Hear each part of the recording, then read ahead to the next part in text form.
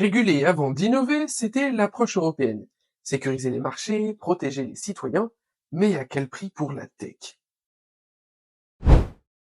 Pendant que les États-Unis et la Chine investissaient massivement dans l'IA, les semi-conducteurs ou le cloud, l'Europe imposait des règles strictes. Le résultat? Un continent ultra dépendant des GAFAM et des géants asiatiques. Et ça se voit. En 2008, le PIB européen dépassait légèrement celui des États-Unis, alors qu'aujourd'hui, il est inférieur de 80%. Heureusement, ça commence à changer. L'intelligence artificielle, par exemple, longtemps dominée par les États-Unis et la Chine, l'Europe met enfin des milliards pour rattraper son retard. Des annonces récentes, comme celle de l'AI Action Summit, montrent une volonté claire, devenir un acteur clé plutôt que simple consommateur. Les semi-conducteurs. Le CHIPS Act met des milliards sur la table pour relancer une industrie clé. On ne veut plus être à la merci de Taïwan ou des États-Unis. Bref, l'UE veut innover sans déréguler, protéger sans étouffer.